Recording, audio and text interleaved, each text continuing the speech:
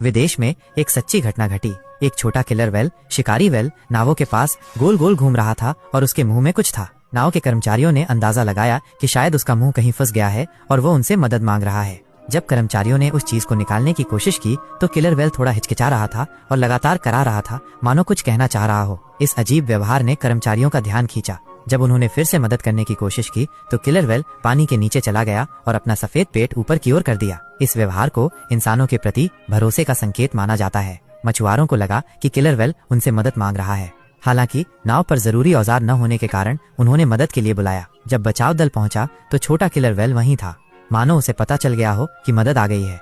जैसे ही बचाव दल पास आया, किलर वेल ने अपनी दिशा बदल दी और उन्हें समुद्र के दूसरे हिस्से में ले गया। एक गुफा पार करने के बाद किलर वेल रुक गया, जहां बड़ी संख्या में किलर वेल का झुंड मौजूद था।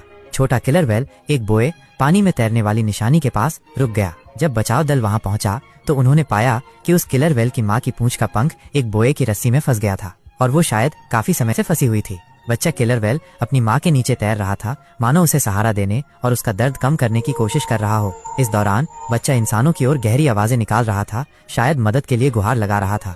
बचाव अभियान के दौरान मां को ऐसा लगा जैसे वो कर्मचारियों के इरादे को समझ रही हो। उसने अपनी पूंछ को जितना ऊंचा हो सके उतना उठाया। कई मिनटों के बाद फंसी हुई रस्सियों को सफलतापूर्वक हटा दिया गया। आजाद हुई माँ जल्दी से अपने बच्चे के पास चली गई। जब इंसान जाने की तैयारी कर रहे थे तो माँ उनके पास आई और अपने मुंह में एक रे मछली पकड़े हुई थी। शायद ये आभार व्यक्त करने का एक तरीका था। किलर वेल ने बचाव दल को किनारे तक वापस आने में साथ दिया।